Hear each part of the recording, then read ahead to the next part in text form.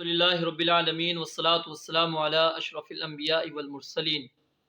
محترم ناظرین و سامعین،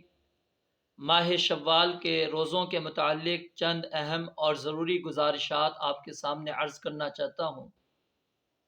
ماہ شوال کے روزوں کی اہمیت کا اندازہ آپ صحیح مسلم کی اس روایت سے لگائیے۔ سیدنا ابو ایوب انصاری رضی اللہ تعالیٰ عنہ بیان فرماتے ہیں کہ رسول مکرم علیہ السلام نے فرمایا کہ جس شخص نے ماہ رمضان المبارک کے روزے رکھے اور اس کے بعد 6 روزے شوال کے رکھے، کانا کا صیام الدہری، گویا کہ اس نے زمانے کے روزے رکھ لیے، زمانے کے روزے کی طرح اس کو اللہ رب العالمین نے اجر و ثواب عطا کرنا ہے۔ تو اس روایت کے اندر سے آپ اندازہ لگا سکتے ہیں کہ ماہ شوال کے روزوں کی بڑی اہمیت ہے، اور کتنی بڑی اہمیت ہے کہ یہ روزے رکھنے سے انسان کو اجر و ثواب اتنا ملتا ہے جیسا کہ اس نے پورا سال پورے زمانے روزے رکھ لیے۔ اب ماہ شوال کے روزے کتنے رکھنے ہیں؟ 6 روزے رکھنے ہیں، اور کس طرح رکھنے ہیں اس کے اندر بندے کو اختیار ہے، چاہے تو وہ ابتدا میں رکھے، چاہے درمیان میں رکھے، چاہے آخر کے اندر رکھے، چاہے لگاتار رکھے یا وقفے کے ساتھ رکھے، یا شروع میں چند رکھ لے، کچھ درمیان میں رکھ لے، کچھ آخر میں رکھ لے، جس طرح اس کو آسانی ہوتی ہے اس طرح یہ ماہ شوال کے روزے رکھ سکتا ہے۔ اس کے اندر پے در پہ یا مسلسل یا شروع کے اندر اس طرح کی کوئی بھی روایات موجود نہیں ہے، آپ جس انداز سے بھی رکھنا چاہیں ماہ شوال کے روزے رکھ سکتے ہیں۔ اب پھر سوال یہ پیدا ہوتا ہے کہ اب وہ شخص جس نے ماہ رمضان المبارک کے روزے مکمل نہیں رکھے، کسی وجہ سے، سفر کی وجہ سے یا بیماری کی وجہ سے، یا پھر کوئی بھی اور وجہ عذر اس کے پاس موجود تھا جس کی وجہ سے ماہ رمضان المبارک کے روزے نہیں رکھ سکا، تو کیا وہ شخص ماہ شوال کے روزے رکھ سکتا ہے یا نہیں؟ تو اس کے اندر بھی علماء اکرام کی 2 مختلف آراء ہیں،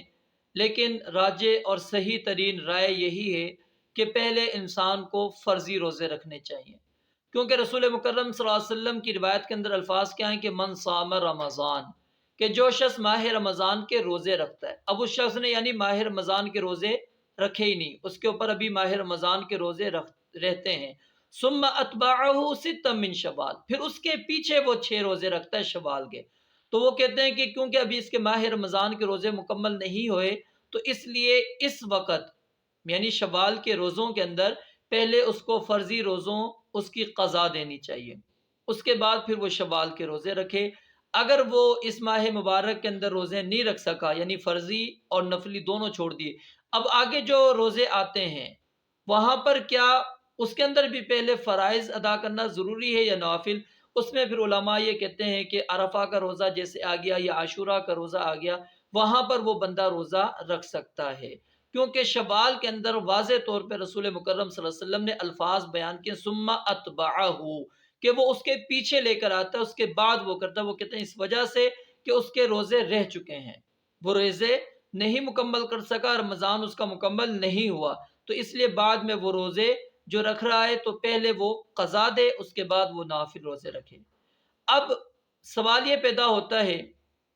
کہ ماہ شوال کے روزے رکھنا کیا یہ واجب ہیں یا مستحب ہیں؟